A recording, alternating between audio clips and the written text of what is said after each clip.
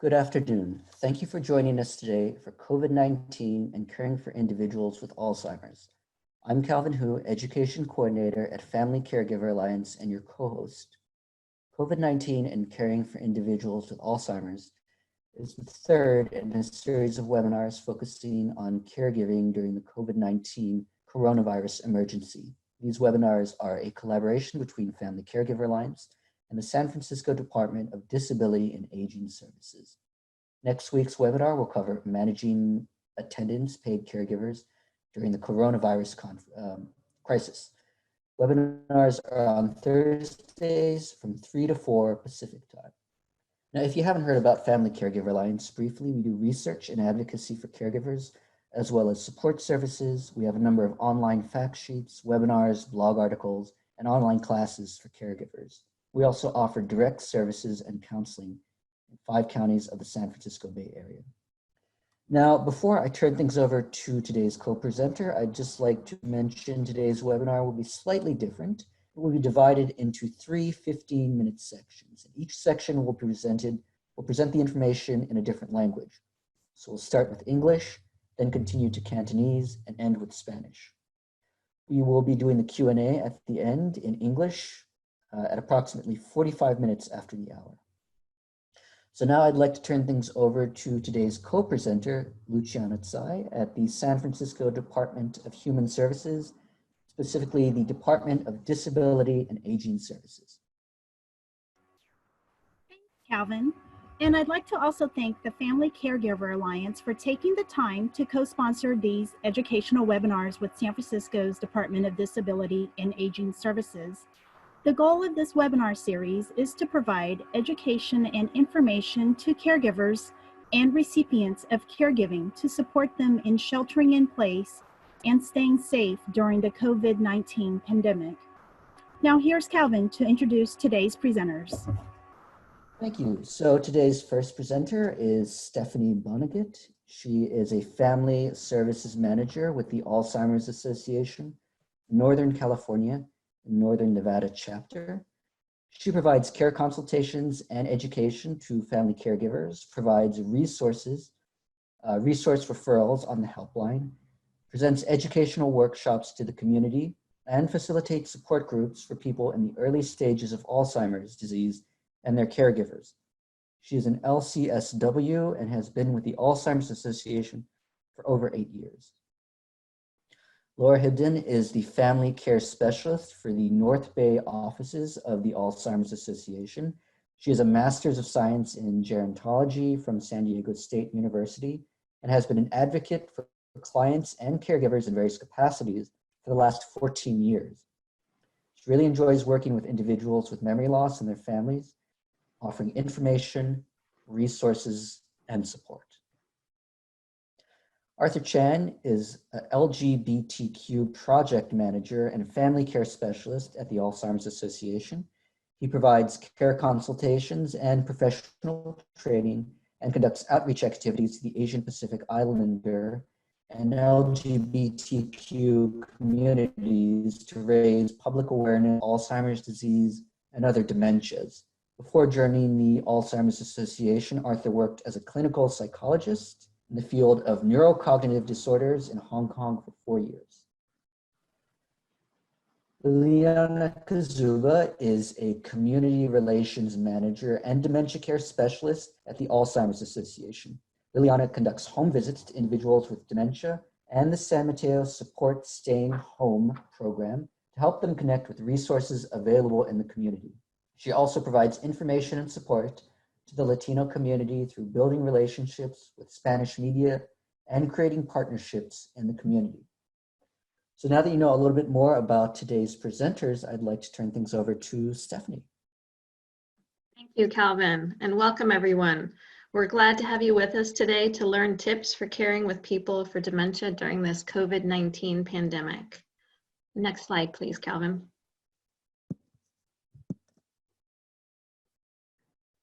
Though having Alzheimer's or other dementia does not make a person more susceptible to COVID-19, most people with dementia are in the highest risk age group, that over 65 group, or they may have other chronic health conditions that increase their risk for becoming sick. Also, some behavior symptoms caused by dementia may increase the possibility of infection. Because dementia affects memory and thinking, a person living with dementia may not understand or remember the need to wash their hands or not touch their face. These challenges vary by the type of dementia. People with frontal temporal dementia may struggle with the social distancing, and those with primary progressive aphasia, it's a type of dementia where language is affected early. Those folks may have trouble understanding the pandemic or telling their caregivers their concerns. Lastly, when a person living with dementia is sick, their thinking, memory, and confusion may become worse. Next slide, please. We wanted to provide a brief review of how Alzheimer's changes over time. So please keep in mind that these stages are guidelines for Alzheimer's disease, and the other dementias may present differently. Also, these disease symptoms can be different for each person. But in the early stage, you may see some short-term memory loss, changes in how a person reasons or judges a situation, and some language trouble. It may take longer for people to do their daily activities in this stage. In the middle stage, there's more memory loss and language trouble. It may be harder for the person to pay attention, causing them to become easily restless. They also may be more impulsive. This is also the stage where people need more help doing personal care. If English is a second language, the person may revert to their native language. In the late stage, people will need 24/7 care, have very limited language ability, and may no longer recognize loved ones or themselves. Next slide, please. Throughout the disease, though, it's important to remember that a person living with dementia continues to have emotional needs. And in fact, as the disease progresses, connecting with a person living with dementia on an emotional level becomes a primary way to communicate with them. In this time of COVID-19, these emotional needs may be even more noticeable and important to address. Validating the individual's emotions provides reassurance. You may need to focus on the feelings, not necessarily on the words the person is saying. For example, if they're repeating the same question or phrase, they may be anxious. It's okay to acknowledge that and provide reassurance, saying something like, "You seem anxious today. I'll take care of it for you." Next slide, please. Dr. Wally Wang presented information from the COVID-19 experience in China in a webinar presented by Alzheimer's Disease International. Persons living with dementia experienced changes in their in-home and out-of-home care. They didn't understand the situation, and they had worse dementia symptoms. This caused the people with dementia to have behavioral symptoms that included anxiety, irritability, delusions, wandering, aggression. It caused changes in their sleep patterns, and they had a harder time accepting care. For the caregivers, this caused anxiety, anger, and confusion. It also caused conflict with the people living with dementia. Next slide, please. These are the strategies that were used to address the situation in China. They applied what Dr. Wang called psychological first aid. They addressed the emotional and physical needs of the person with dementia. They also used self-help strategies to support the people living with dementia. For people with mild cognitive impairment or in the early stages of the disease, they provided memory support aids such as calendars and notebooks and journals. And for all people living with dementia, they provided social support and activities to keep them engaged. They also applied behavior management techniques to address and lessen the behaviors, and we will do a quick overview of some of those techniques soon. This 30-minute webinar is recorded and available on Alzheimer's Disease International's website. Next slide, please. How can you best provide care and support to people living with dementia? These are some of our best communication, day-to-day, and behavior management tips. Because you may be wearing personal protective equipment while providing care, make sure you have eye contact with the person living with dementia. Use gentle touch to get and keep their attention. Speak slowly and calmly, and use visual and verbal prompts. Accept their reality. Try to think about how they see the world. If you can put yourself in their shoes, then you may be able to address the underlying need. Please do not reason, explain, or argue with them. Instead, offer reassurance and validate what they're feeling. Redirect their attention to something else by changing the subject or offering a snack or an activity. Use creative truths or therapeutic fibs. These are our attempts to help the person with dementia get through the day with as little upset as possible. It's better to be kind than correct. A common example for creative truths is when a person with dementia thinks that a relative is still alive. Instead of reminding them that they're not alive, just say, they aren't here right now, but they're okay. If a family member is in hospital due to COVID and can't speak with the person with dementia, just say they're staying away and can't talk because they have to rest their voice. On a daily basis, try to maintain or create a new routine. People with dementia do not adjust to change or surprises very well.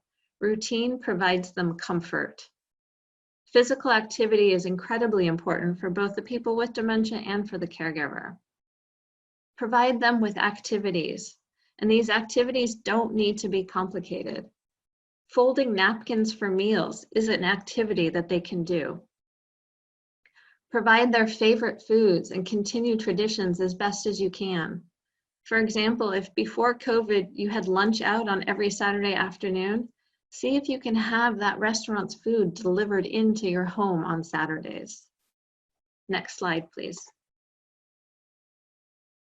Behaviors have meaning. Behaviors are a way for the person living with dementia to communicate a feeling, an unmet need, or an intention. It is up to us, the caregivers, to look at the situation, attempt to figure out why something is happening, and make a change to hopefully improve the situation. Try to figure out what the unmet need is. Some physical needs might be pain, thirst, hunger, being too hot or too cold. Emotional needs might be things like boredom, sadness, frustration, overstimulation. Look for triggers. Triggers are the cause or causes of the behavior. Physically look around the room. Is the room too dark, too cold, too hot, too busy? Is the TV on loudly? Is the dog or kids running around the room? Am I expecting too much from them because the task is now too difficult for them? With COVID-19, we can't expect our people to understand or remember the new guidelines that we need to follow. Are they trying to do something from their past or re-experiencing a trauma from their history? If your loved one is getting restless at 4 o'clock, is that when she used to leave for work because she had the evening shift? That would be a pattern from the past that she's recreating. Are they reacting to how they're being approached? Are we, as their caregivers, moving too fast for them or rushing them to get dressed? Maybe we didn't have eye contact and we startled them. Again, with personal protective equipment on, they might not recognize us. Our voices will be less clear. They can't see our mouths moving, so they don't know we're talking to them. Are words triggering them? For example, the word diaper. People associate diapers with babies, but our loved ones are not babies. Or if they don't like the word showering, try to change the word. Instead of saying, let's take a shower, let's say, let's get cleaned up. And are they reflecting my stress as the caregiver? People living with dementia mimic or mirror the emotions of people around them. Medications are an option and a last resort. Please contact your healthcare provider for advice on medications. Next slide, please.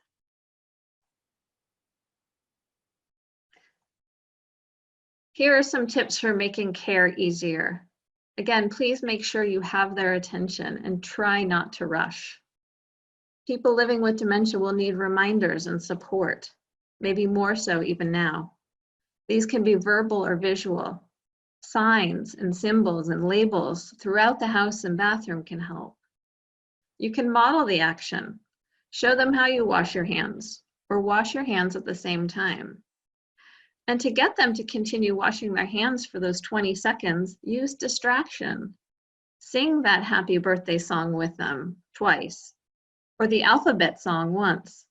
A person living with dementia will likely remember these songs in their long-term memory. Next slide, please. A person with dementia may not be able to tell you how they're feeling, so it's very important to pay attention to their health. Early signs of COVID-19 include fever, cough, fatigue, body aches, shortness of breath. It's important to contact your healthcare provider when these symptoms begin.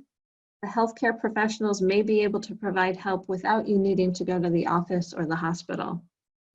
Sudden changes in behavior, cognition, or confusion are red flags, and these can indicate a physical or medical issue, whether it's COVID-19, a urinary tract infection, or something else. Contact your healthcare provider immediately for advice. And emergency symptoms of COVID-19 include difficulty breathing and shortness of breath, bluish lips or face, persistent pain or pressure in the chest, or new confusion or inability to rouse. If these symptoms appear, contact 911 for immediate medical attention. Next slide, please. As we continue our shelter in place, you should prepare for less help or changes in your support. This may have already happened. Caregivers are not always good at asking for help because we don't want to burden others. But I believe COVID-19 has shown that people really do want to help other people. Please ask for and accept these offers of help. See if you can order extra medications and medical supplies and have them mailed to you. This is also a really easy task for somebody to do for you. And utilizes services that can come to you. Things like video calls to stay connected to family and friends. Use online and virtual activity links because the day programs are closed. And utilize Meals on Wheels and grocery deliveries for supplies. And please think about your emergency plan. Identify a backup caregiver in case the primary caregiver gets sick. Talk to the backup caregiver about what needs to be done. Have a schedule or caregiving to-do list that you can give that backup caregiver. Have an emergency kit that includes copies of power of attorney documents, a prescription list, insurance information, emergency contact names and numbers, clothes and personal items that provide comfort, and a list of what the person with dementia likes and dislikes. Next slide, please.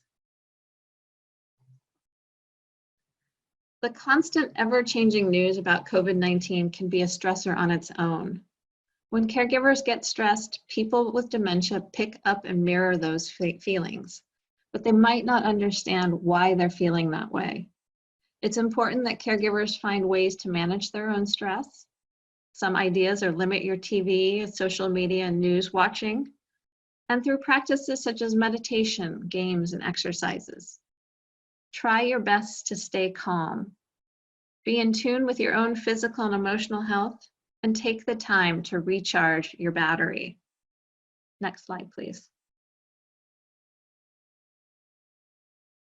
COVID-19 may have caused disruption in our caregiving routines, but we can manage this successfully.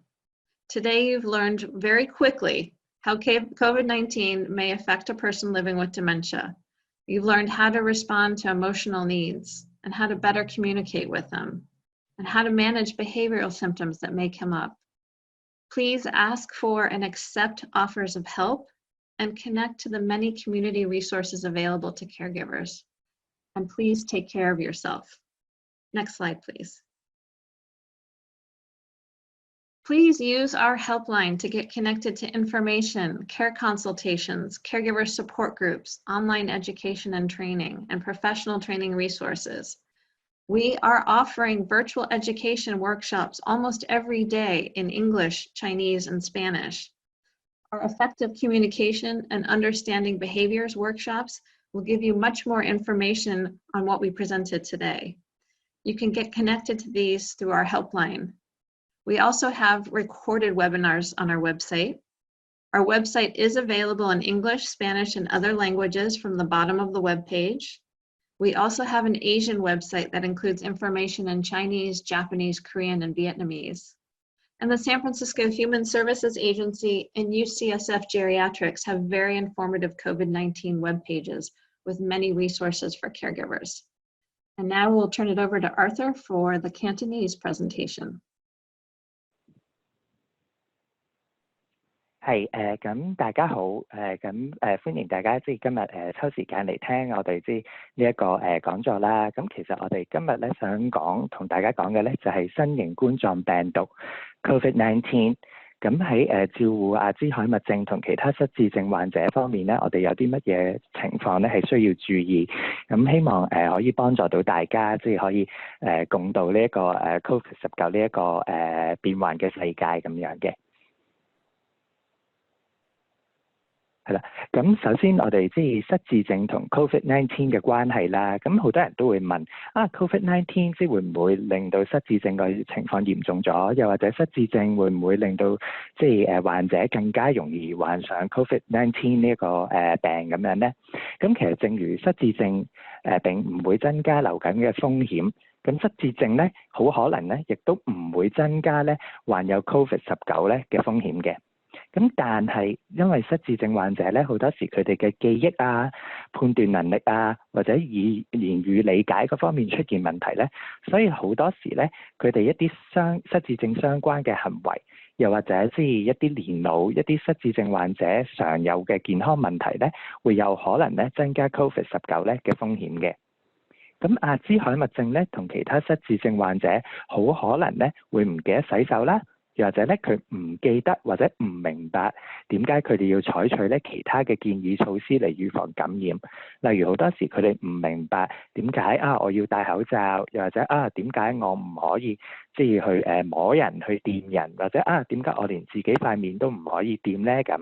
咁好多時咧就係因為佢哋嘅失智症情況咧，而令到佢哋未能夠咧，好似我哋一般人咁理解咧呢一啲預防措施嘅重要性。咁變相咧可能會有機會咧會增加佢哋 COVID 患有 COVID-19嘅風險。咁但係本身阿茲海默症呢個病咧，其實就唔會話咧令到 COVID-19呢一個風險增加。咁但係我哋亦都要留意一樣嘢，就係好似 COVID-19或者流感之類嘅疾病咧，可能會加重咧由失智症引起嘅認知障礙。咁就其實好似咧一般咧，我哋話一啲細菌感染啊、病毒感染咁樣，都會令到咧嗰個失智症患者咧，佢嗰個認知或者佢嗰個記憶嗰方面咧，可能會差咗啲咁樣嘅。咁而家我就講解下，我哋話失智症或者阿茲海默症，佢唔同嘅情況，唔同嘅嚴重程度，佢哋有啲咩唔同嘅行為表徵或者記憶問題咁樣。咁一般嚟講咧，我哋阿茲海默症咧，我哋將佢咧分為3個唔同嘅階段嘅，咁就早期、中期同晚期啦。咁喺早期嗰方面咧，咁好多時佢哋就會有記憶力嘅問題。咁有時佢哋會好容易困惑啦，有啲混沌啦，咁佢哋嘅自動性同自發性咧會下降嘅。咁喺呢一方面咧，就係咧特別會見到咧，就係例如你叫佢洗手啊，叫佢戴口罩啊，叫佢唔好周圍掂嘢呢方面咧，可能你會發現咧，你要重複提佢先會做到，或者有時你要幫一幫佢咁樣嘅。咁仲有好多時會有情緒啊、性格嘅改變啦。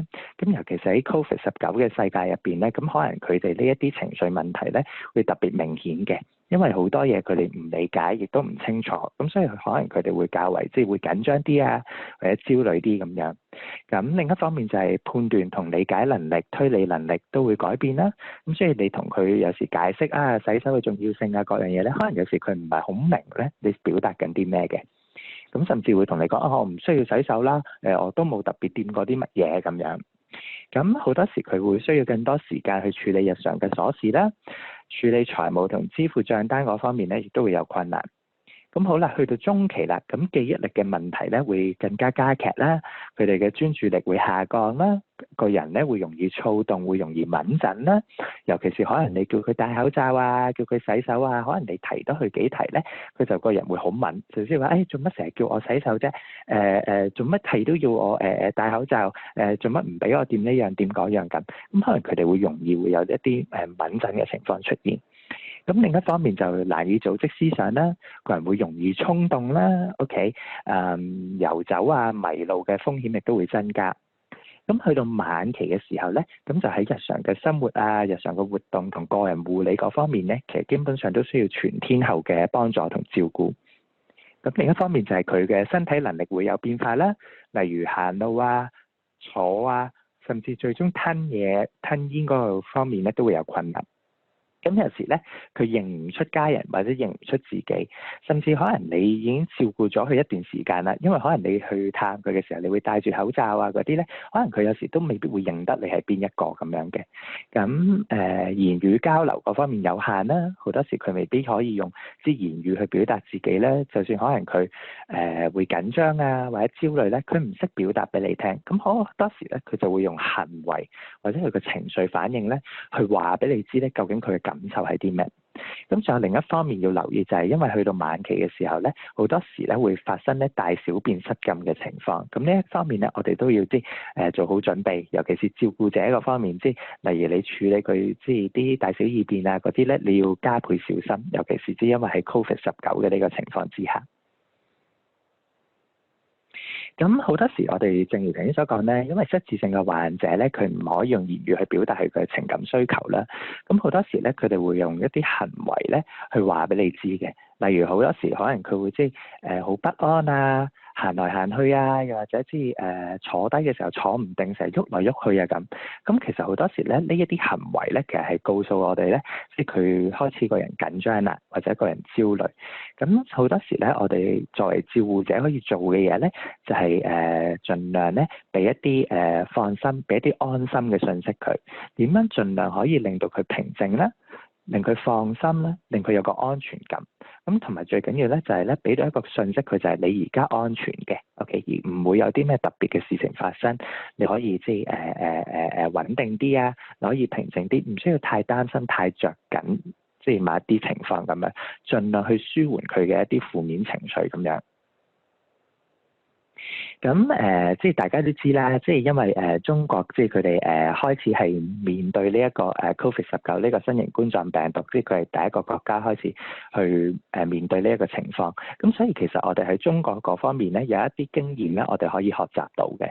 咁其中一個就係因為我哋話失智症患者佢唔明白而家嘅情況係點啦，佢亦都唔明白其實 COVID-19 新型冠狀病毒係啲咩。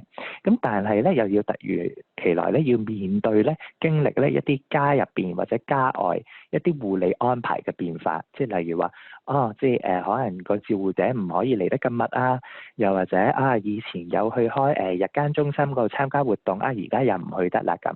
咁再加埋咧，佢本身記憶力下降啦，理解能力同認知能力下降咧，咁所以咧對於失智症患者或者對於照顧者嚟講咧，其實咧都有一個影響喺度嘅。嗱，咁對於失智症患者嘅情況嚟講咧，就會導致好多時佢哋有一啲行為症狀啦，就正如我頭先所講，因為佢哋唔知發生咩事啊，或者突如其來佢哋個生活節奏或者佢個生活日程有所改變，佢適應唔到咧，咁佢就會有啲行為問題會出現嘅，例如話會容易悶啊，或者佢冇咁合作啊咁樣啦。咁睡眠嗰方面可能會有障礙咧，例如佢話唔肯瞓喎，或者幾晚瞓唔到喎，或者話係咁瞓喎咁會有呢一啲情況。咁另一個情況就係佢會覺得好悶啦，尤其是如果嗰啲失智症患者係有去開日間中心參加活動嘅，突然之間佢冇得去咧，咁其實對於佢嚟講咧，其實係一個好大嘅衝擊嚟嘅，因為佢個精神啊冇咗寄託，咁所以好多時都會有一啲沉悶嘅反應會出現。咁正如頭先所講咧，無法配合嗰個照護咧，亦都係好常見嘅一個情況咧，就係尤其是一啲額外嘅要求，例如話洗手啊、戴口罩啊、唔好周圍掂人啊、掂啲物件啊咁樣。咁正因為好多時啲失智症患者佢哋個情況會有所改變啦，對於失智者對於照護者嚟講咧，個情況就會係咧，照護者可能咧因為見到失智症患者呢啲情況咧，佢會變得焦慮啦，或者煩躁啦，咁照顧者亦都會擔心咧，就係死啦！我提極你都唔洗手啊！即係我提極你都係要周圍掂啲嘢，咁點算咧？咁萬一我行開或者我唔喺度嘅時候，你又會唔會唔記得晒我叫你做嗰啲防禦措施啊咁樣？咁亦都會令到個照顧者擔心。咁好多時如果失智症患者唔合作，咁照顧者就會嬲啦，會生氣啦，係咪啊？咁同埋就容易咧會同失智症患者咧可能產生一啲衝突咁樣，咁從而令到照顧者咧會覺得好困惑啊，或者好恐慌，死啦！我都唔知點搞啦，我都唔知點樣去幫到佢咁樣。咁有一啲中國佢實施咗一啲策略咧，咁其實我哋可以作一個參考嘅。咁第一方面咧就係我哋話可以做一個叫心理急救。咁心理急救嘅意思咧就係咧幫個失智症患者去解決一啲咧最急切嘅需求。咁好多時可能係一啲身體嘅需求，OK， 即係例如話如果佢肚餓啊。有啲咩痛症啊，我哋盡量幫佢處理咗先，滿足佢基本嘅需求。咁同埋當佢擔心啊，或者你見到佢緊張嘅時候，可能你未必知佢緊張啲咩嘅，但係就盡量提供一個保證或者安慰。例如你見到佢緊張坐立不安，你可以試下同佢講就係：我見到你留意到你有啲緊張喎，不過唔緊要嘅，我喺度，唔使太擔心咁樣。咁盡量俾一個安慰，俾一個保證佢，令到佢個人可以定落嚟。咁另一方面，我哋可以試下嘅就係一啲叫自助心理輔導同支援啦。咁例如為輕度認知障礙或者早期失智症嘅患者咧，我哋可以提供一啲記憶幫助。咁例如一啲常見嘅就係例如話，我哋可以黏低一啲字條啦，寫低一啲提示佢需要做嘅嘢咧，又或者我哋可以黏一啲類似一啲標誌啊，一啲海報咁樣嘅嘢，去盡量幫佢咧去記得一啲防禦措施嘅步驟啊咁樣。咁但係記住呢一樣嘢咧，係喺早期失智症患者或者輕度認知障礙嘅人士咧會容易啲，因為起碼佢哋喺初期階段咧，佢哋都仲有一啲認知能力。咁但係咧，如果去到中期啊、後期啊，呢啲方法未必會有用嘅。咁呢個我哋都要有一個心理準備。咁另一方面就係為所有不同階段嘅失智症患者都可以提供一啲社交支持。咁例如話用電話啊，安排佢同一啲朋友啊，或者佢嘅親人去聯絡啊，或者用視頻video chat 咁樣，咁等佢咧可以有一個社交支援，咁同人咧繼續有一個聯繫喺度。咁同埋咧，亦都一方面重要就係盡量幫佢安排一啲活動。雖然唔可以出街行啊，或者去日間中心參加活動，咁但係佢哋可以做嘅咧就係例如試下一啲簡單嘅家務，例如摺下衫啊，或者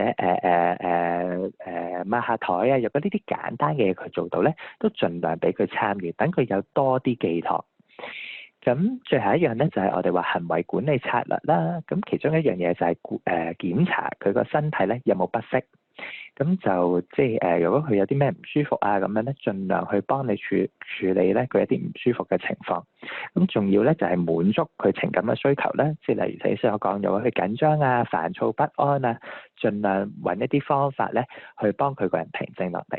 咁除咗話頭先所講話俾一啲安慰佢之外咧，或者俾啲肯定佢之外咧，一啲方法可以做就係例如話用一啲佢中意做嘅嘢去分散佢個注意力，等佢唔好將個注意力咧全部集中晒喺一啲負面嘅嘢或者一啲負面嘅情感身上。咁一啲方法可以例如就係話播一啲佢中意聽嘅歌啊，播一啲佢中意睇嘅電影啊、劇集啊，又甚至乎係用一啲佢中意食嘅嘢啊，引下佢，等佢咧可以個人開心啲，咁自然咧佢就唔會太集中咧去諗一啲或者去集中喺一啲負面嘅情況上面咁樣。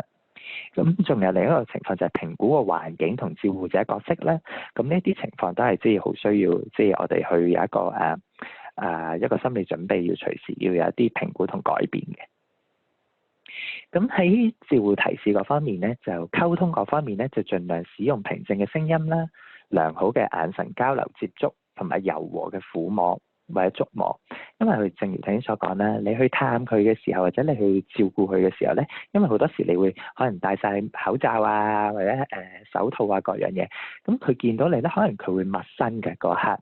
咁但係咧，如果你同佢保持個眼神咧，佢可能佢會認得你係邊個嘅，咁佢個人咧就會平靜啲，咁同埋用一個平靜嘅聲音啊、柔和嘅觸摸啊，咁樣咧其實都可以令到佢嘅人咧容易啲平復落嚟，同埋令佢容易咧會叫記得下啊，究竟你係邊一個，或者佢知道啊，原來你係照顧開我嘅嗰一個照顧者咁樣。咁另一方面就係理解同接受患者嘅現實世界啦。好多時我哋大家都知，失智症患者嘅現實世界咧，同我哋大家嘅現實世界咧，其實係有個出入嘅。咁個重點咧就唔係話咧要話俾佢知邊樣嘢係啱，邊樣嘢係唔啱，即係亦都唔係要同佢拗，因為每一次你同佢爭拗咧，其實咧個結果都唔好嘅，即係最終都係搞到大家即係唔開心啊，或者會有衝突。咁所以好多時我哋鼓勵照顧者就係話，如果有時佢講一啲嘢出嚟，可能你覺得唔係好合邏輯嘅，我哋盡量唔好同佢去辯論，即係究竟嗰樣嘢係合理唔合理。最緊要就係保障佢個安全，同埋最緊要就係令佢個情緒穩定，咁令佢安心，俾佢肯定。咁正如頭先所講咧，如果佢不停喺度講一啲負面嘢啊，或者個人好擔心，就盡量改變話題，同埋轉移個專注力。咁另一方面，我哋可以用嘅咧就係叫創意真相啦，creative truths， 同埋一個叫治療故事therapeutic storytelling。咁呢啲係咩嚟嘅咧？咁其實我可以用一個例子去解釋，就係例如話，好多時可能失智症患者會突如其來問你啊，我老公去咗邊啊？我好耐冇我唔見佢喎咁。咁但係如果你知道啊，佢個老公其實已經過咗身，咁我哋冇必要咧要去同佢講個事實就係喂，你老公走咗好多年噶咯喎，佢唔喺度。因為你同佢講個真相咧，其實冇意思嘅，佢只會令到佢好傷心。咁反而好多時我哋就會咧，我哋叫即係講一個叫創意嘅真相咧，就係例如話唔好直接話俾佢知佢老公過咗身，反而我哋調翻轉就老公好似行開咗喎，我唔知佢幾時翻喎，佢翻嚟我話你知，又或者我唔清楚佢去咗邊喎咁樣。咁咧然之後咧，當你講咗呢樣嘢之後咧，然之後再用其他一啲嘢去分散佢嘅注意力，咁佢自自然然咧就唔會不停再追問我老公喺邊，我老公喺邊，我老公喺邊，咁亦都避免咗咧你要同佢即係話俾佢知個真相，令到佢難堪咁樣啦。咁另一個情況可以做就係限制即係一啲壞消息或者令人沮喪嘅信息啦，例如即係盡量避免佢睇太多一啲新聞報導係關於即係呢個州份又有人即係死啊，呢個州份又有幾多人死，又有幾多人即係感染啊咁盡量限制即係呢一啲資訊，因為佢聽得太多咧，其實佢個人會擔心。因為佢嘅理解能力未必好似我哋咁好，咁反而有時咧，佢會誤解咗呢啲情況咧，就變咗咧佢個人會更加唔穩定啦個情緒。咁而喺日常生活，照顧者可以做嘅咧，就係盡量幫失智症患者維持同創建佢嘅日常規律咧，即係例如佢慣咗定時定刻幾時做，即係例如佢10點食早餐啊，1點食晏晝啊，6點食夜晚飯啊咁樣咧，我哋都盡量 keep 住呢一啲時間，唔好有啲咩變動，因為咧太多嘅變動，佢哋適應唔到咧，佢哋又會好焦慮嘅。咁另一方面就係積極運動啦，有時啲運動縱然出唔到街行，咁但係有時你喺屋企咧，即係喐下啲手手腳腳啊，或者如果佢行路方便嘅，俾佢喺屋企嗰度即係移開啲障礙物，然之後俾佢屋企嗰度即係踱下步啊，行下咧，咁其實都可以係一種運動。咁甚至乎若果你中意嘅話咧，我哋喺一啲網上平台，例如YouTube 啊咁好多時佢都會有一啲咧，即係簡單嘅運動咧，係俾老人家嘅。咁你可以試下做下一啲搜尋咁樣。咁正如你所講啦，安排活動啦，咁就例如簡單嘅家務，摺下衫啊，摺下毛巾啊，或者抹下台啊咁樣。有一啲佢做到咧，都盡量俾佢做。咁就係啦，提供一啲熟悉感啦，同一啲喜好啦，盡量即係安排一啲咧佢做慣做熟或者佢中意嘅嘢俾佢。咁呢啲咧亦都可以令到佢個情緒咧唔好咁大反覆，同埋個人唔好咁焦慮。咁另一方面就係延續嗰個傳統咧，就正如頭先所講，就係佢做慣嘅嘢咧，都繼續俾佢做。佢日常嗰個規律係點咧？我哋都盡量跟足翻佢日常個規律，唔好帶太多嘅變動。係啦，咁行為管理一方面咧，我哋就成日都話咧，每一個行為咧背後咧都有佢嘅意思。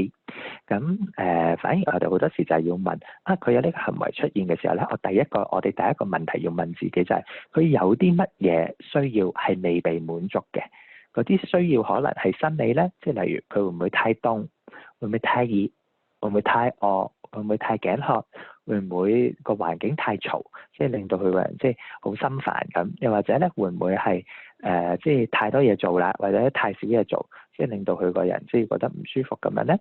咁心理嗰方面就係例如，或者情感嗰方面就係例如話佢會唔會有一啲嘢佢擔心啊？有一啲嘢佢覺得緊張啊？會唔會佢有一啲嘢佢覺得好焦慮？又或者會唔會佢太百無聊賴啦？屋企完全冇嘢做，個人覺得好沉悶咧？咁咧我哋盡量咧就要尋找咧嗰個行為背後嘅誘因。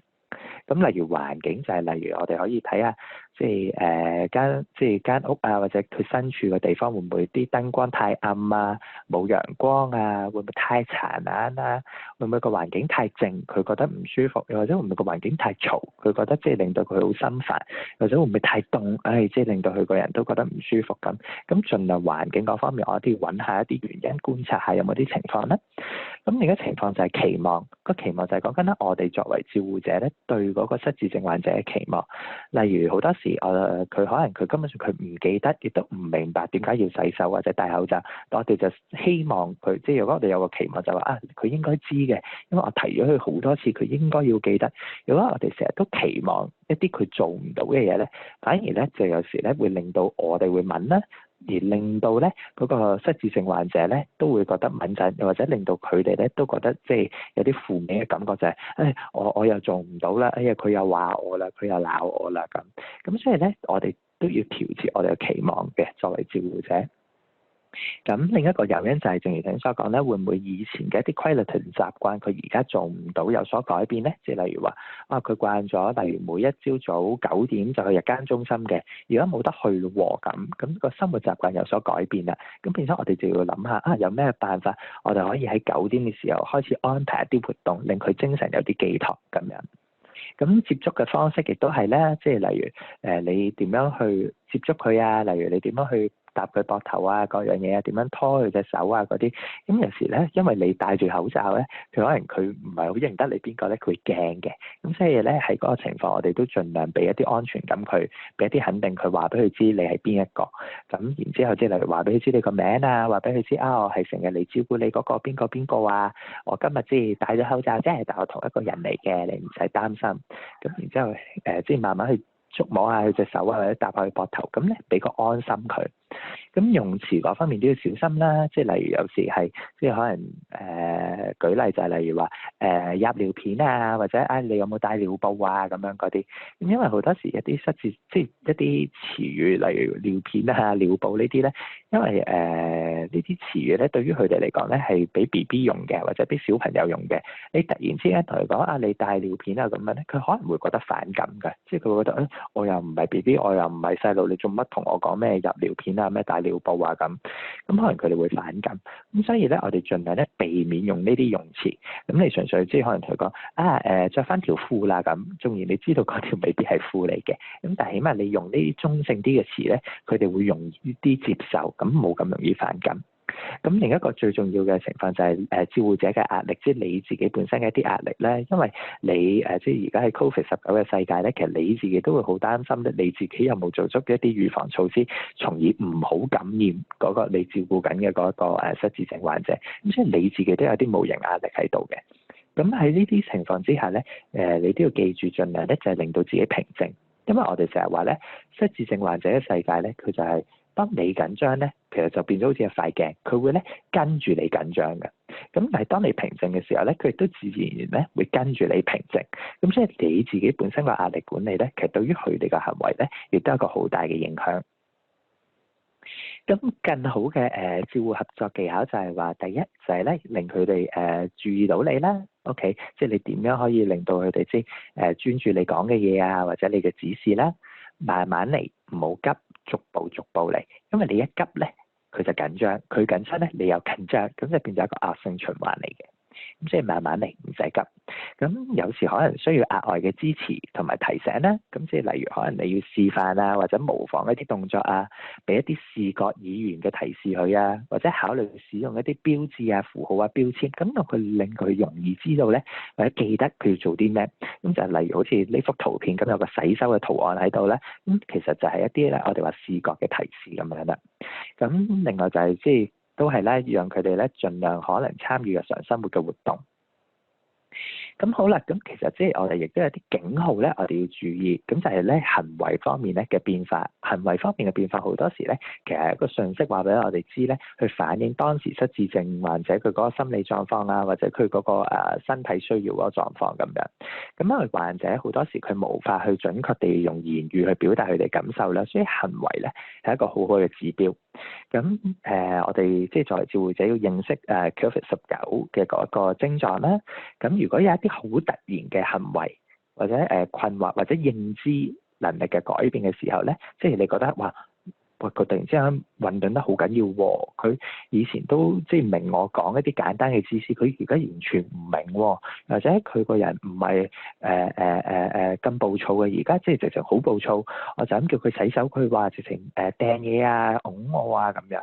咁當有一啲好突然嘅情況嘅發生嘅時候咧，你就可以同即係一啲醫療保健提供者聯絡啦，咁問下佢哋嘅意見，睇下佢哋有啲咩建議俾到你。如果有一啲好緊急嘅情況出現，或者你留意到咧，失智症患者佢有一啲症狀，即係 COVID-19 症狀出現，即係例如佢不停話頭痛啊，你又覺得佢有發燒啊，或者佢可能咳啊，又或者佢成日同你講，哎呀呢度痛啊，嗰度痛，不過以前佢都冇話有講呢啲痛症嘅，咁咧你就要立即咧同111聯絡，咁咧然之後即係去尋求協助，同埋即係揾醫生咧去評估下佢嘅情況係乜事咁樣啦。咁而家即係我哋三藩市啊，或者即係其他即係灣區嘅州份咧，咁即係灣區嘅county，咁我哋都要知居家隔離啦。咁點樣可以成功咁樣去做到居家隔離咧？咁就係第一樣最重要就係咧，我哋要有一個心理準備，就我哋一般以嚟，即係一向以嚟嘅照顧支持方式咧，可能我哋要有一個心理準備咧，係隨時會作出改變。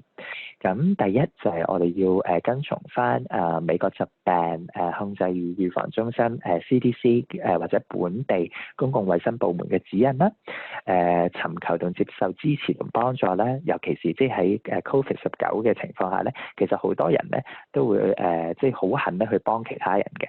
咁所以你哋都有一個心理準備，就係隨時咧，即係如果有需要咧，你可以尋求協助同接受幫助。係啦，你接受幫助揾支持咧，唔代表你弱，只不過係代表有啲情況咧，你係需要人去幫一幫你咁解。咁另一方面喺藥物嗰方面咧，就係話咧可以同藥劑師啊或者醫生諮詢，就係話可唔可以增加嗰個藥物處方嘅日數，咁從而可以減少咧去入藥房嘅次數咧，又或者咧其實而家咧有一啲服務就係話咧，你可以即係直接咧去order 嗰啲藥，然之後叫佢咧係寄過去咧患者屋企嗰度咁樣嘅。咁另一個情況就係，如果患者又唔舒服，但係佢又未必係有 COVID-19嘅症狀，咁樣咧就可以盡量利用我哋話啲叫遠程醫療telehealth， 咁就去即係諮詢個醫生啦。咁 telehealth 咧其實而家係好多保險咧，佢哋咧都有嗰個cover 嘅，即係佢哋都有接受到呢一樣嘢。咁不過穩陣起見，你可以打翻去即係佢嗰個保險嗰個嗰個係啦，保險公司嗰度問一問，究竟佢而家佢嗰個保險計劃究竟 cover 嗰個telehealth， 即係個遠程醫療嗰個服務咁樣。咁另一方面就係利用一啲科技啊，例如送貨服務啊、本地社區服務啊，咁可以提供護理咧同之前日常生活。例如我哋成日都同人講，就係可以試下咧Meal on Wheels， 咁就係即係其中一個方法，就係一啲送餐服務咁樣啦。咁就係即係你可以去參考下咁樣嘅。咁最緊要就係話咧，我哋都要有兩手準備。咁另一個方面就係話咧，我哋要制定個備案。咁就係例如話 in case 你即係作為一個主要嘅照護者，突然之間唔舒服喎咁樣咧，咁你都要有穩定咧一個後備嘅照護者，就係咧當你唔舒服咧，咁個後備嘅照護者咧可以代替你去即係上門去照顧嗰一個失智症嘅患者咁樣。咁另一方面重要就係咧制定一份資料嘅待辦事項清單啦，或者時間表。咁等咧即係嗰個接手嘅嗰一個照護者咧，佢可以清楚知道咧呢個患者嘅特性係啲咩，或者佢每日嘅日常時間表係點樣，或者佢每一日嘅程序係點樣，咁變到咧即係個後備照護者咧，佢可以即係接手嘅時候咧就冇咁惹氣，即係冇咁係啦，即係冇咁困難咁樣啦。咁另一方面就係準備好一個緊急包咧，咁緊急包就係例如即係袋住一啲照護者嘅一啲重要嘅資料文件啊咁樣，咁變咗有啲咩事嘅時候咧，就算要送佢去急症室啊，或者即係有啲咩情況要睇醫生啊，咁變咗咧你可以即係已經有晒嗰啲文件喺度咧，咁就唔需要到時咧即係亂晒龍咁樣啦。咁最緊要就保持冷靜，維持健康啦。咁同失智症嘅活動就盡量保持冷靜。咁創建一個咧令失智症患者感到安全同埋受到保護嘅環境。如果你發現自己同失智症患者有流感或者類似肺炎嘅症狀咧，咁就應該立即去報告。咁遵循 CDC 關於COVID-19嘅最新指南啦，照顧自己同管理壓力。咁總結就係啦 ，COVID-19係一個新嘅世界咧，即係我哋大家都唔知咧會個情況會點樣，即係繼續落去會係點樣嘅。咁但係咧，我哋都大家咧一齊去盡量去探索呢一個未知之數，呢個未知嘅世界。咁正如頭先所講咧，了解 COVID-19點樣影響失智症患者咧，回應失智症患者嘅情感需要，調整溝通方式，維持同創建日常規律。滿足行為背後咧未滿足嘅需求，接受幫助同運用咧本地社區資源同服務，同最緊要係好好照顧自己。咁以下呢一個就係我哋即係一啲資源啦。咁你即係我哋有中文嘅，咁變咗即係你可以上網即係支持社區啊、網上教育啊，或者打我哋免費24小時嘅諮詢專線。咁我哋會有一啲中文翻譯嘅。咁如果你想知道即係本地三藩市嘅一啲即係三藩市政府嘅一啲服務，咁你就可以上即係下面即係灰色格仔嘅網站啦。咁但係嗰個網站咧主要係英文嘅。咁如果你話真係特別要即係去做一啲查詢咧，你就可以打三藩市殘障人士及長者服務部，即係4153556700嗰個電話。咁當接通咗咧，你撳2咧，就直接咧可以幫你轉送去一個識廣東話嘅職員嗰度咧，咁方便你同佢溝通。係啦，咁我今日要講嘅就係咁多。Thank you, Arthur. Bienvenidos y gracias por su participación. Vamos a empezar con COVID-19, cuidando de las personas con Alzheimer y otro tipo de demencias. Next slide, please. Demencia y el COVID-19. Hay muchas personas que se preguntan si es que este virus va a aumentar el riesgo de demencia. Y lo más probable es que la demencia no aumente. Los comportamientos relacionados con la demencia, el aumento de la edad y otras condiciones como por ejemplo infecciones, pueden presentarse infecciones urinarias, problemas estomacales, entonces eso puede incrementar el riesgo de demencia, de confusión, pero no necesariamente COVID-19. Que viven con la enfermedad de Alzheimer y otras demencias pueden olvidarse de seguir las guías, lo que se recomienda, como olvidar de lavarse las manos o otras precauciones recomendadas. Enfermedades del COVID-19 y la gripe son problemas respiratorios, pueden empeorar el deterioro cognitivo debido a la demencia. Next slide, please. El Alzheimer tiene tres diferentes etapas: la etapa temprana, la etapa media y la etapa tardía. En la etapa temprana, las personas con la etapa temprana pueden hacer cosas con un poco de supervisión, pero sí van a presentar pérdidas de memoria, confusión, cambios de humor, personalidad, cambios de habilidades de juicio, racionamiento, problemas de razonamiento como manejar cuentas, pero pagar cuentas. En la etapa media, la confusión aumenta, por lo tanto, la persona corre el riesgo quizás de perderse, porque tratan de continuar una rutina que tuvieron anteriormente y al mismo tiempo hay confusión. Demuestra la disminución del control de los impulsos, dificultad para organizar pensamientos, aumento de pérdida de memoria. En la etapa tardía, la persona necesita más ayuda, definitivamente. Necesita ayuda a las 24 horas con actividades diarias y cuidado personal, cambios en las habilidades físicas, como caminar, sentarse, darles de comer a la persona. A veces ya no reconocen a los familiares o a veces no se reconocen a sí mismos. La comunicación verbal es limitada también y se pueden mostrar incontinencia urinaria con problemas de la vejiga. Next slide, please.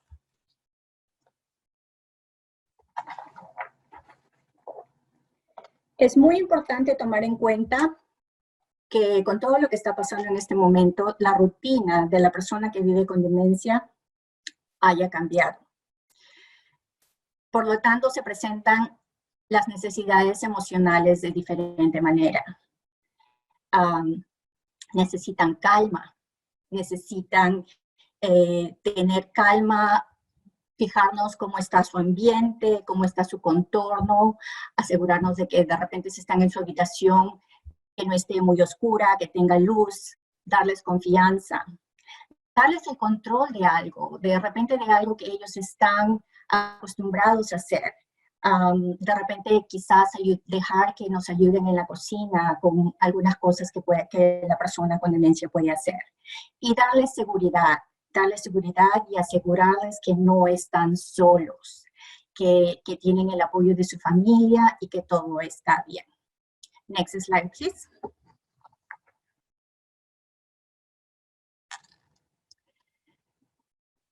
¿Qué cosa es lo que podemos aprender de China? Como sabemos, este virus empezó allá, entonces por lo tanto ya tienen más experiencia que nosotros. La persona que vive con demencia no entendió la situación, experimentó cambios en los arreglos de la nueva rutina, dentro y fuera de casa. Y por supuesto mostró disminución de memoria, comprensión y empeoramiento de cognición. A la persona que vive con demencia, esto le causó síntomas de comportamiento, trastornos de sueño, aburrimiento, sin saber qué hacer, porque tienen que estar dentro de casa, incapacidad para cooperar con el cuidado personal. De repente que se rehúsan quizás a hacer alguna rutina en la cual ellos estaban acostumbrados. En cuanto al comportamiento, el comportamiento se puede alterar, puede ser perturbado, la persona puede mostrar más agitación. Esto significa para el cuidador. Para el cuidador esto causó ansiedad e irritabilidad, preocupación por la persona que vive con demencia, por la persona que están cuidando, enfado con sí mismo, conflicto con la persona que vive con demencia. Eso afecta en la comunicación también, ¿no? Confusión y pánico, sin saber qué hacer, sin saber qué cosa es lo que espera el mañana. Next slide, please.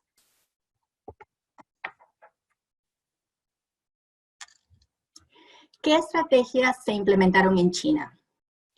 En primer lugar, se tomó en cuenta los primeros auxilios psicológicos, que era atender las necesidades urgentes de la persona que vive con demencia, satisfacer sus necesidades básicas, como sus alimentos, ayudarlos a bañarse, a continuar una rutina normal, tratar de continuar una rutina normal, brindar tranquilidad a la persona y comodidad.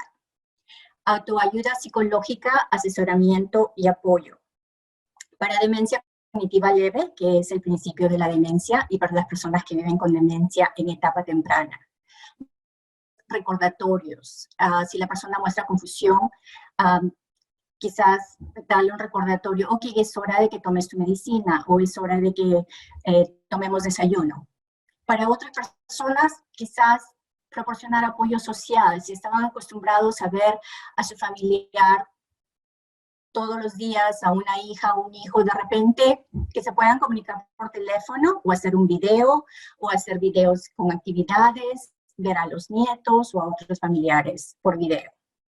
Estrategias de manejo del es muy importante comprobar si hay molestias físicas, porque eso se puede convertir en las reacciones de comportamiento también, porque las personas no pueden expresar si es que les duele algo o si están incómodos por algo. Puede ser la temperatura, si está muy frío o está muy caliente. Es importante atender las necesidades emocionales de igual manera. Analizar el medio ambiente y si el medio ambiente y el cuidado que sea adecuado. En general, ofrecer un apoyo social, mental y emocional a la persona que vive con demencia. Next slide, please. ¿Cuáles son los consejos de cuidado? Los cuidado, en cuanto a comunicación, es importante que use una voz tranquila, que tenga un buen contacto visual y un tacto delicado con la persona que vive con demencia. Reconocer y aceptar la realidad de la persona. Tranquilizar, validar, orientar, porque a veces la persona puede estar confusa, a veces es mejor decir sí, esto está pasando o esto es lo que va a pasar, pero darle como una esperanza para que se pueda tranquilizar en ese momento.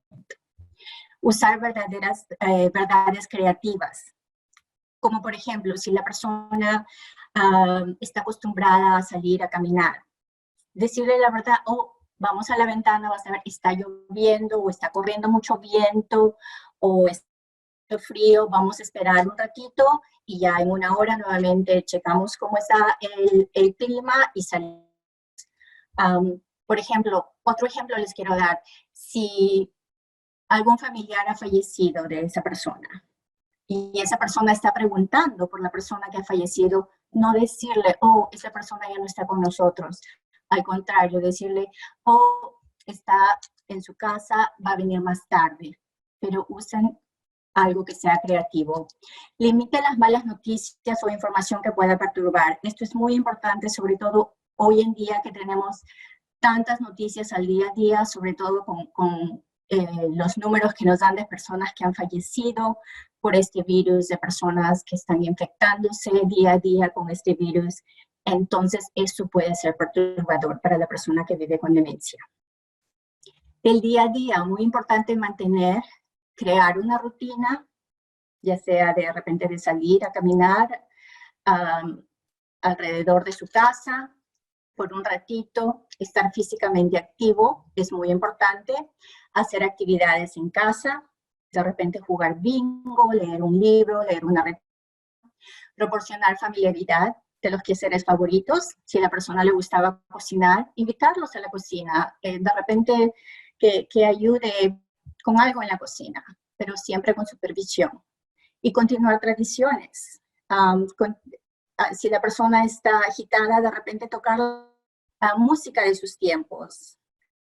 Y es importante utilizar palabras sencillas, sin tanta que no crean confusión a la persona.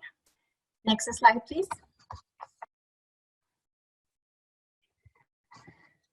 Manejo de comportamiento. Cada comportamiento tiene un significado. Entonces es muy importante analizar por qué la persona se está comportando de esa manera. ¿Qué necesidad no está satisfecha? Puede ser física. Quizás la persona tiene dolor, pero no sabe cómo expresarlo. Puede ser quizás psicológica o emocional.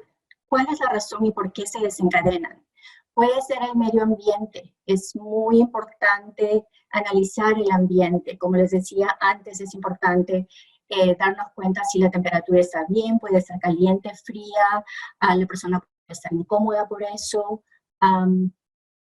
Si el cuarto está muy oscuro, de repente abrir las cortinas para que entre un poquito de luz a la casa. ¿Cuáles son las expectativas? ¿Qué está esperando esa persona? Rutinas del pasado.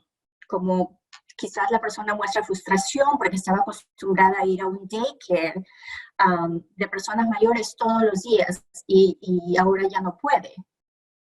Es muy importante el no acercarse repentinamente porque puede asustar a la persona que vive con demencia. Siempre tiene que tener contacto visual antes de dirigirse a la persona. Y tenemos que ser las frases que utilizamos, como les decía, lo más recomendable es utilizar frases sencillas, palabras sencillas.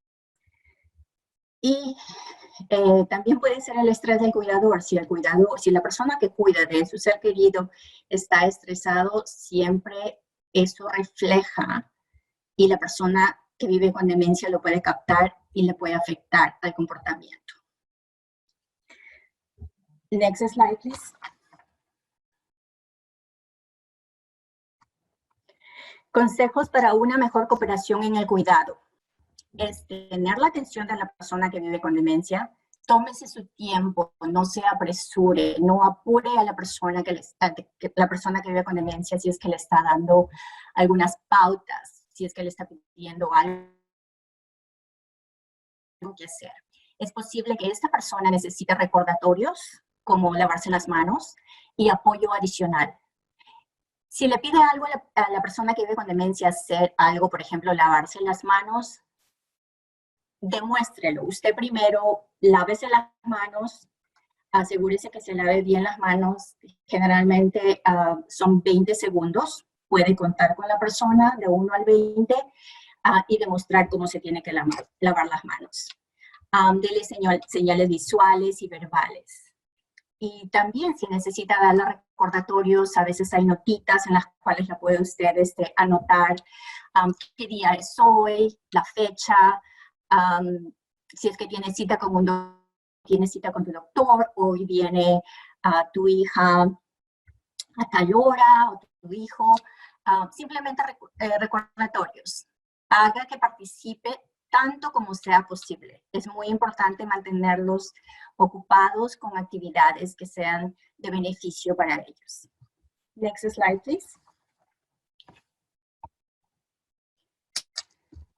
Alerta roja en el cambio de comportamiento. Como les decía antes, es posible que la persona que vive con demencia no pueda informar con precisión cómo se siente. Si es que tiene frío, si es que tiene mucho calor, si es que está con dolor. Conozca los síntomas de este virus, del COVID-19. Son muy parecidos a los de la gripe y yo creo que cada día aprendemos un poquito más. El cambio repentino de comportamiento, confusión, cognición. Si observa cambios en el comportamiento, se le recomienda que se comunique con su doctor de cabecera para obtener asesoramiento. Si los síntomas están fuera de control y usted mismo puede determinar si es una emergencia, comuníquese con el 911 y obtenga la atención médica de inmediato. Next slide, please. ¿Cómo podemos lograr un refugio en el hogar con éxito? Tenemos que prepararnos para el cambio de las opciones de apoyo, porque así como estamos viviendo esto, todos los días hay nuevas instrucciones, todos los días hay nuevos cambios. Sigamos las reglas y recomendaciones del Centro para el Control y la Prevención de Enfermedades y también del Departamento de Salud Pública local. Solicite y acepte ayudas ofrecidas. A veces los mismos vecinos ofrecen, me estoy yendo a la tienda a hacer compras, gustas que les compre algo, necesitan algo. Acepte las ayudas, obtenga medicamentos adicionales. Si la persona que cuidan o usted mismo tiene una receta médica, solicite a su doctor que le provea los medicamentos de repente por 3 o 4 semanas. Así evita estar regresando a la farmacia a recoger sus medicamentos. Utilicen los servicios de enfermería en telesalud y asesoramiento. Estaba viendo las noticias también, Medicare está proveyendo telesalud. No, es un riesgo en este momento llevar a nuestros seres queridos, sobre todo si son personas mayores, a los hospitales, porque pueden contraer este virus.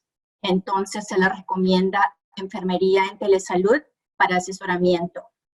Utilice tecnología, servicios de entrega a domicilio. Hay como el Instacart, que puede hacer sus compras, sus groceries, por intermedio de este app. A veces también puede conectarse en línea y ordenar todos sus groceries. También servicios comunitarios para cuidadores y apoyo de cuidados cotidianos. Y en cuanto a comida, si necesitan comida lista, pueden llamar a Meals on Wheels. Es importante tener un plan B. ¿Por qué tener un plan B? Porque en caso que le pase algo al cuidador principal, por lo menos tiene un respaldo. Entonces es importante identificar a un cuidador que sea el respaldo.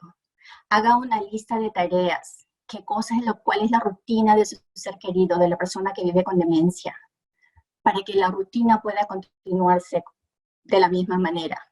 Cuáles son las tareas pendientes, los horarios. Y tenga un botiquín de primeros auxilios en casa. Eso es muy importante. Next slide, please.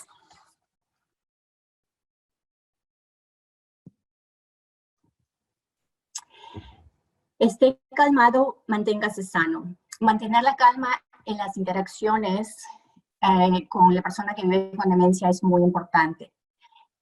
Crea un entorno que la persona con demencia se sienta segura y protegida, o evitar los cambios.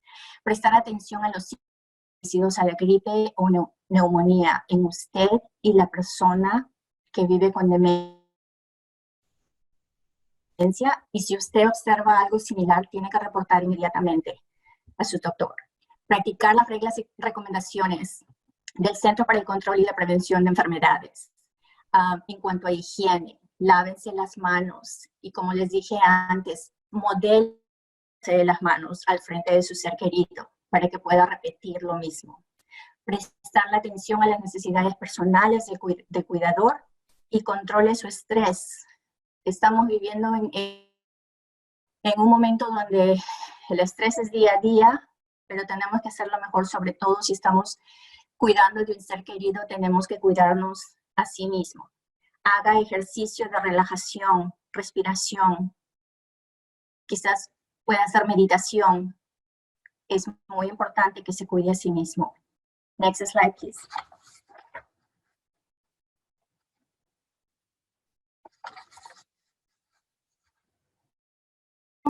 Comprender COVID podría afectar a la persona, cómo COVID podría afectar a la persona que vive con demencia.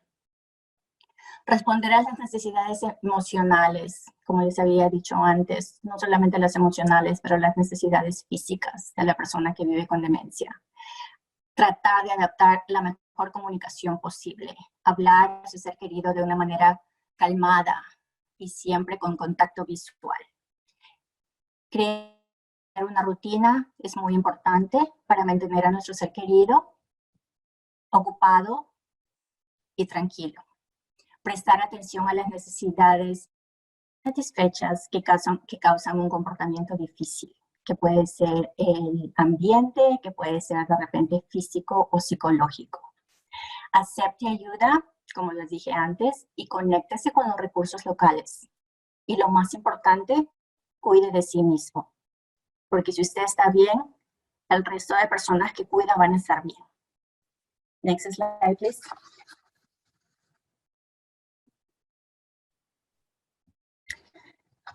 Usted no está solo. Tenemos recursos disponibles. En la Asociación de Alzheimer tenemos la línea de ayuda. Tenemos grupo de apoyos para cuidadores, clases en línea, educación profesional. En el grupo de apoyo se puede conectar una vez al mes. Nos puede llamar desde su casa y se pueden conectar directamente. En la pantalla tienen la información de la página web de Alzheimer's Association y tenemos en diferentes idiomas, inglés, español y otros idiomas disponibles. Thank you.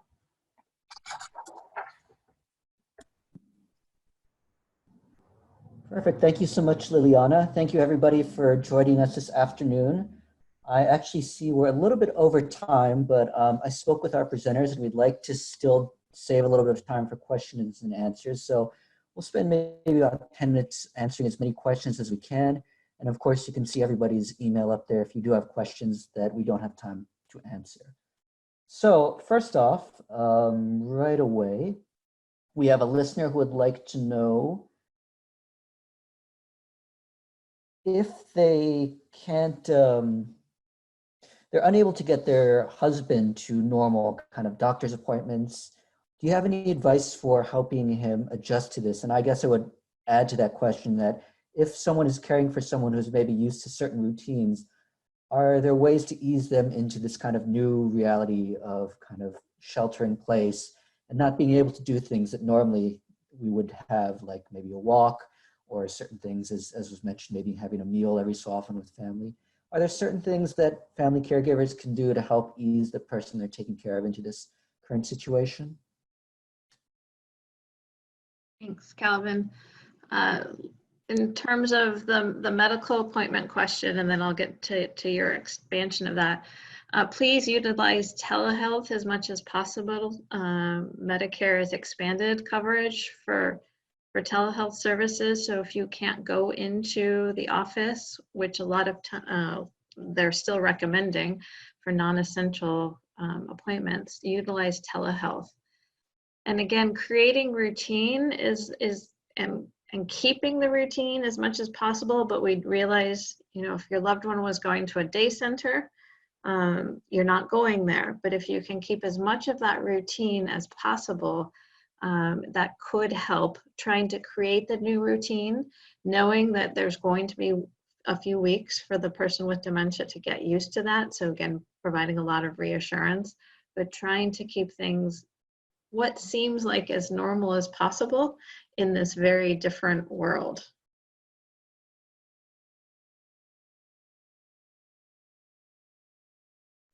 Thank you. We have a follow-up question. Someone just asked this, that she did, looks like she brought her mom home from a residential care center, but this has altered her mom's routine. And so she's having a problem that her mom's no longer sleeping. And apparently it's been many days which she's had like a really full, restful sleep. Do you have any advice on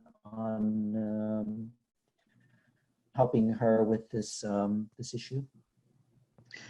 I empathize. It does take time for somebody to get into that new routine. It will probably get better, but creating that routine, if there's any possible way you could bring in help, home care agencies are still providing services and they are taking precautions for their caregivers and for the people they're caring for, because you are now doing what a staff of people were doing.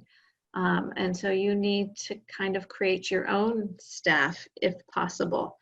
We do also, though, at the Alzheimer's Association, you can contact any one of us with our emails or by phone. We have a list of activities that are easily accessed online. Things you will need a laptop or a computer or a tablet, but you might be able to get mom engaged with these things. They're quite passive, so you won't necessarily have to be around to keep mom involved, but you just need to set it up. But keeping somebody as active as possible, exercise if possible, fresh air if possible, can help with the sleep changes. Perfect. Thank you, Stephanie. And actually, another listener had asked a question that's right, that segues into that. In particular, the physical activity. She was wondering if you had any suggestions or resources to prevent further decline while sheltering in a small apartment with no outdoor space, in terms of, you know, being able to get that physical activity that might have been in past a walk, or maybe, you know, low impact exercise, or maybe even, you know, pool exercise. Do you have any advice for them? Yeah, absolutely. I mean, if you even have a small space, you can still, if they're mobile, you can still walk around, make a path around the apartment or home. But there are lots of sit and be fit type of YouTube videos geared towards older adults. You can search on YouTube for things like that. They range from just a few minutes of exercises and up to like 40 or 50 minutes of videos of sit and be fit type of exercises. So please search that. Again, we do have an activity list and we have references to some of those, but if you do go onto YouTube, just look for sit and be fit older adult exercises and you will find routines that you may be able to engage your loved one in. Thank you. We have another questioner who wanted to know, they have a relative or family member who is in either an assisted living home or maybe like a memory care facility, but right now where they are, they're not really allowed to visit her in terms of, in kind of making sure the COVID virus doesn't spread among, these very vulnerable residential care older adults. Do you have any suggestions on how they might comfort her besides sending perhaps a letter? Yeah, and we realize this is a big issue. And the assisted livings and residential care, they are trying their best, I truly believe. But if you can reach out to staff there and see if they can do scheduled phone calls or FaceTime with you, knowing that depending on where your loved one is in the disease, you might still need to do most of the conversing, but they will be able to hear your voice. I do know families that have done window visits, so they've been able to go to the window of their loved one and see them through windows. Sending things, I know of one residential care on the peninsula that the families have been able to drop off care packages, and the care facility is disinfecting them and giving those things to the residents. So there are ways you can stay connected, and please ask the care facility how they can keep you connected to your loved one. Thank you. We have another listener who wanted to know actually about, it's something you mentioned during the webinar in terms of asking for help, and even while we are physically separated, there are things that people can do essentially remotely. But her question was, how would it be best to approach it? Is it something you would ask kind of maybe in a general sense? Is it helpful to be very specific to say, could you help me with this particular thing? What would you recommend for someone who really is trying to lighten their load a little bit and ask for help, but is maybe not so sure how to go about that? Great question. I think being as specific as you can, because then people will know when you ask them if that is something that they can help you with. In my caregiver support groups, even without COVID-19 or any kind of crisis situation that we're in, I tell them to keep a list on their fridge of things that they need to get done. And when somebody says, oh, I'd love to help you, then they can go to that list and say, well, you know what, I actually need this done. Can you do it? So it really helps to be specific with folks, I believe, because a lot of people won't know what you need, so they won't necessarily know what to ask. So if you can be specific, and you might have to be prepared for them to say, no, I can't do that, but they may be able to do something else off your list. Thank you. Looks like we have time for just 2 more questions. I have another one from a listener who wanted to know, it looks like they have a father who is thinking about, who would prefer to move to Mexico. I guess his thinking is that it's better there. He thinks it as a better option than staying in what I assume is the States currently, where he lives with the family. Would there, what might be some responses or strategies in terms of the caregiver does not necessarily think that's the right step? So what might be a way to, honor that concern, but also not get into an argument about this? I think of this, a lot of those very similar to when we hear folks with dementia saying they want to go home, even though they might be in their home that they just don't recognize. I might utilize a creative truth in this situation and say, you know what, Dad, that's not a bad idea. Let me look into that, and then redirect his attention into something else. So you're validating, you're letting him know you hear him, but then you're changing the subject so you don't get into that argument. You're not necessarily answering his question. You're not telling him, yeah, it is better there, or no, it's not. you're just letting him hear that you hear him, but redirect him then. Okay. And it looks like we have another listener who had a question specifically about one of these kind of technology products, like maybe Zoom or FaceTime. And they're wondering if that might actually be confusing for someone who lives in a residential care facility who might have dementia. Might that be confusing or kind of unnerving to them, or is that really is that really maybe the option that makes the most sense right now? You know, that's a great question, and it's if it seems like the first time you FaceTime or Zoom with them and it seems like it might be causing some confusion, then maybe it's time to check back in and go by phone so that that technology doesn't confuse them, because you're right, not everybody is used to this technology, but your loved one will be used to a phone and then they could still hear your voice. But I absolutely understand your concern that all of a sudden seeing your face on a screen is not what they are used to seeing. But I think it might be worth trying once, and if it does seem that they're confused by it, you can go back to phone, because right now, unfortunately, we don't have the in-person option. Sure. Okay, well, I think we are just about out of time for questions, although I just had one more. Stephanie or anyone else who might be interested in answering this. If the listeners should walk away with maybe 1 or 2 points from this presentation, what would you like them to keep in mind after we log off today and say goodbye?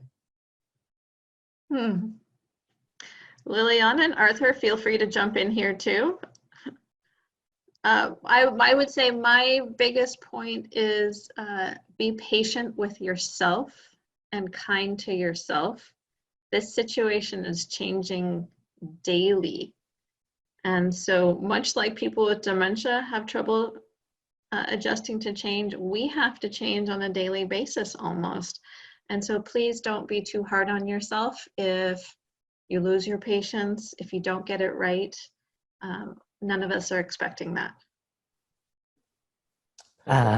Totally agree with Stephanie. My another takeaway would be flexible, be creative. Like Steph said, just be patient with yourself. If something doesn't work, try another way. Just keep trying. Because like we said, like COVID-19 is kind of like a new territory for all of us. So just give yourself the allowance or the courage just to try something new.